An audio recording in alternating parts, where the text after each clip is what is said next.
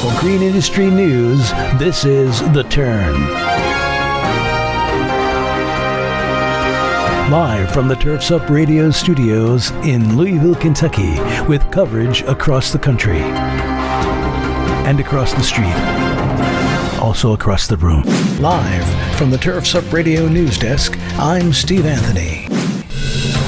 In the news, Palm Coast, Florida. Yellowstone Landscape has partnered with Acres Group, based in Walconda, Illinois.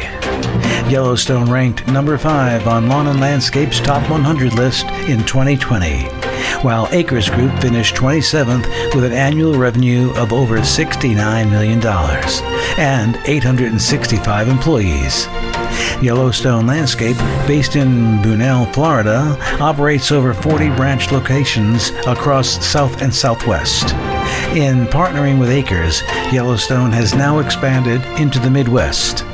Founded in 1983 by Jim Schwantz, Acres Group provides landscape maintenance, snow and ice removal, tree care irrigation, and plant health care services.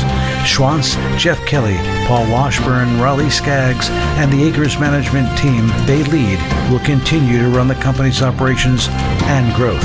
Yellowstone's commitment to service excellence for its customers will remain unchanged, and its customers will experience the benefits of Yellowstone's expanded capabilities. Yellowstone is very excited to lead the growth and optimization of both companies in the Midwest. I'm Steve Anthony for Turfs Up Radio News. Now, with your Turfs Up Radio Sports Report, here's Ryan Breda.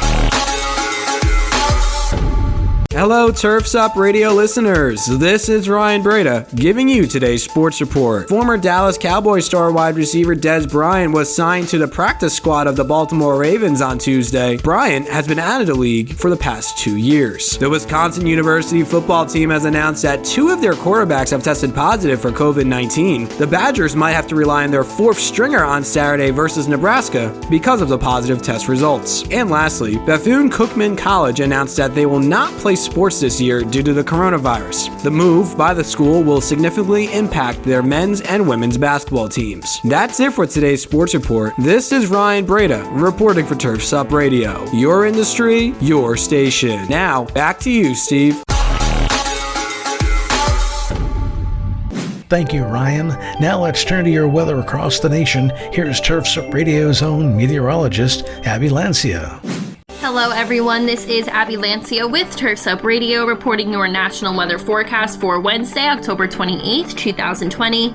After making landfall in Mexico yesterday, Zeta became a tropical storm, but after spending some time in the Gulf overnight, we are expecting it to become a Category 1 hurricane again before making landfall on the Gulf Coast today. This is a very fast-moving storm. Winds recorded yesterday were moving at 65 miles per hour, and pressure is down to 985 millibars. We're seeing hurricane warnings along the western coast of Louisiana and Mississippi, and then tropical storm warnings to the east of that. And we should see the worst of Zeta this evening. The most impactful storm surge will be near the Mississippi coastline, anywhere from 5 to 8 feet. But luckily, the storm won't dwell in this area for too long, being that it is so fast moving. Besides Zeta, we'll be seeing rain throughout most of the Ohio Valley, lower plains, and southeastern states, and then a snowy, icy mix throughout northern Texas, New Mexico, Colorado, and Kansas, all of this being caused by Winter Storm Billy. Up north in Minnesota, we'll also have a rainy, snowy mix. Minneapolis at 44 degrees, and then we'll also see some showers in the northeast in New Jersey, Pennsylvania, Massachusetts, and Connecticut with temperatures around the 50s and 60s. And that is it for today, everyone. This is Abby Lancia with Turfs Up Radio, your industry, your station. Thank you, Abby.